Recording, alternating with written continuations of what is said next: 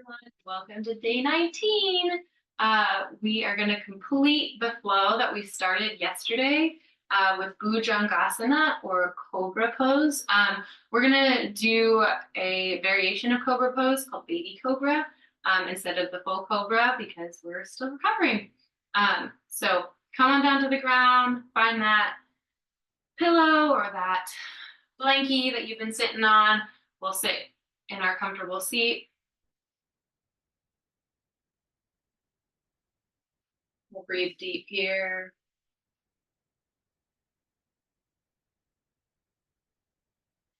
Checking in with our body. Noticing if anything feels a little off, or maybe we need a gentle stretch in the neck. I know in my recovery journey, just this side of the neck apparently feels very tight and weird, but not this side. So it's part of the journey. So take just a little gentle movement with whatever you notice in your body. You're welcome to stretch your neck with me.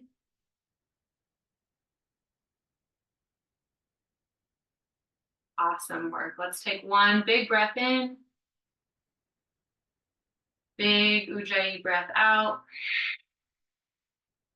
Awesome. All right. You know where we start. We'll start with our cat-cows, waking up the spine. Making sure our ankles and our shoulders and knees and hips are all stacked. Syncing up with the breath.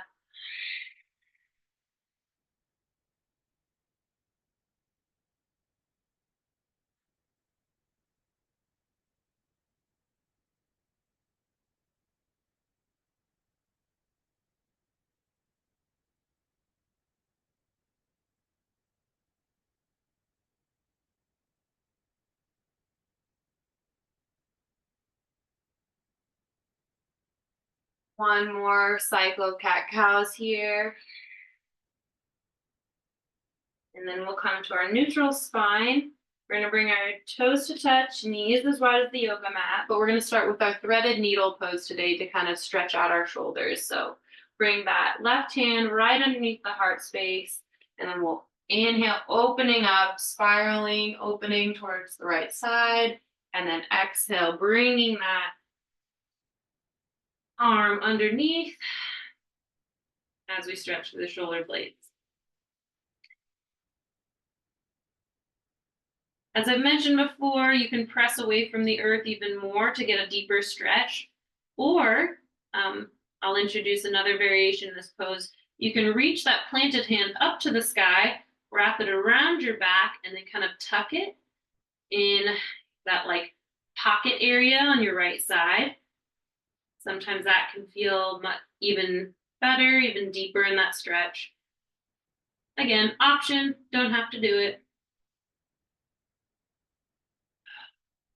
All right, we're going to exhale, unravel, and we'll take it to the other side. So inhale, we'll place the right hand under the chest, opening up left side before we exhale, threading the needle, coming to lay down on our ear, pressing away from the earth, connecting with our breath. Again, option here to reach that right hand up behind the back into the left pocket this time, spiraling your heart a little bit more towards that right side, feeling that stretch in the shoulders. Ooh, I know I said this when I introduced this pose, but this is just my favorite. I could stay here all day. One more deep breath here. And then we will unravel, unwind, and we'll come into a neutral spine. So bringing those knees under the hips again, pressing away from the earth, creating a nice long line from our tailbone all the way up to the crown of our head. Awesome. All right, on your next inhale, we'll lift the right leg up high, Exhale, curling the spine, stepping it up in between those legs, low lunge. Inhale, sweep the arms up and over. Drawing energy into that center line on each exhale.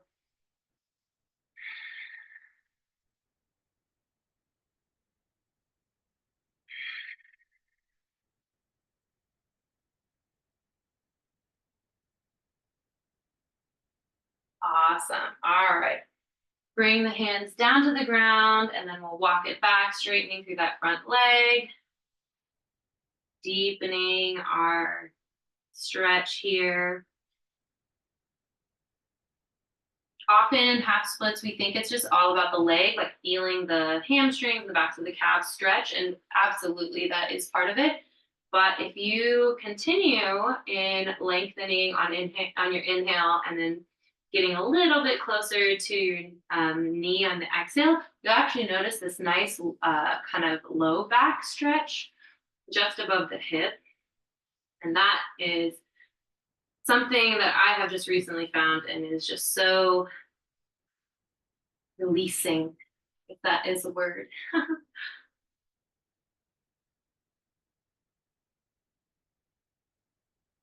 All right, we'll roll through that front leg, plant the palms, then we'll spiral up to the right side, extended side angle.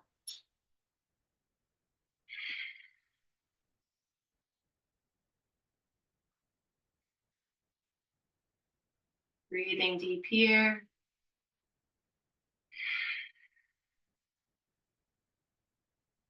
Awesome work. All right. We'll plant the palms, step the knee back, and then we'll do our knees, chest, chin pose. So again, option here to step up to a plank and then come back down to the knee. Or if you're here already on all fours, you just want to stay here, we'll shift our weight forward. Our knees are already on the ground, and then we'll lower down chest, chin before we are all the way flat on the ground. And then this is where we'll introduce cobra pose or bhujangasana. So your hands should be right underneath your shoulders or right next to your rib cage from where we planted it for knees, chest, chin pose. And then what you'll do on the next inhale for a baby cobra pose, we're going to just press up using our kind of articulation in our pelvis into the floor to kind of rise up, bringing our neck and our upper body away from the earth. So this is in baby cobra pose. You're not really using your hands. So I can take my hands away and I'm still kind of in the same position I was before. For a full cobra pose, you would press up all the way with your arms, coming into a higher back bend. But we're just going to stick with baby cobra right now, just to be gentle on our back and gentle on our back bends, especially for those of us who are recovering from any sort of back injury. So really you're pressing into your pelvic bone, pressing into the tops of your feet, and your shoulder blades are drawing away from your ears. Breathe deep here.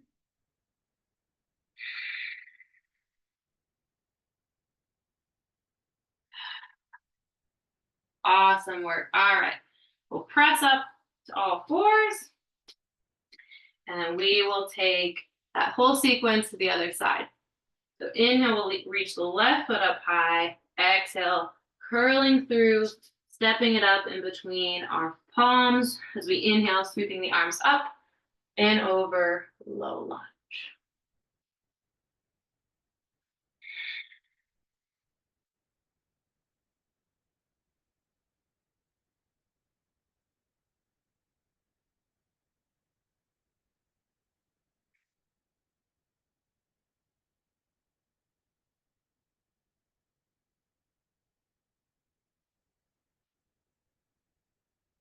So on your next exhale, we'll frame that front foot and then we'll straighten, pointing the toes up to the sky, pressing the bent knee away from the mat as we bow on the exhale. Feeling that nice stretch in the back of the legs and in the low back.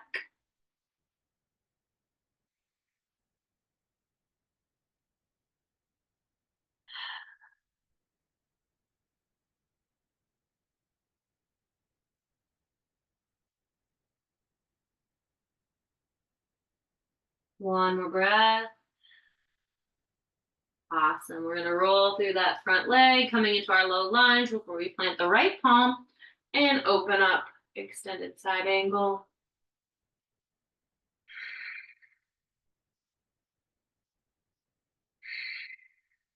Reconnecting with our breath.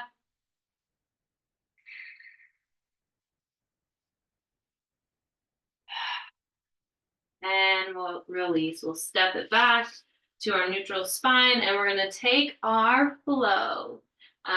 So again, you can always start in a plank pose, but if you not available to you, we'll just shift forward, knees, chest, chin, and then pressing up, pressing through the tops of our feet and our pelvic bone, not our arms.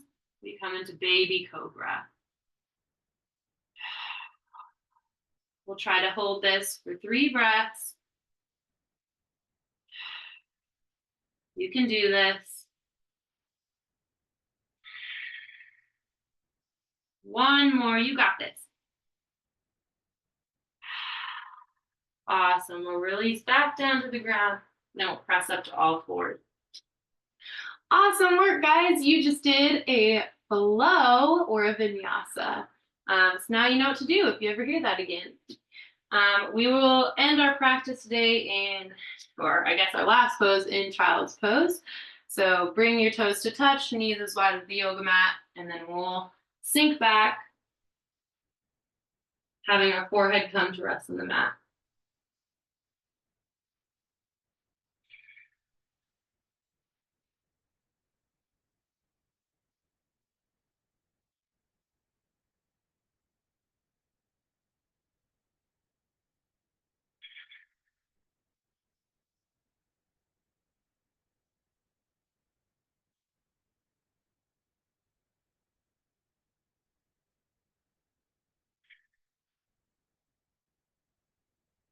Couple more breaths here.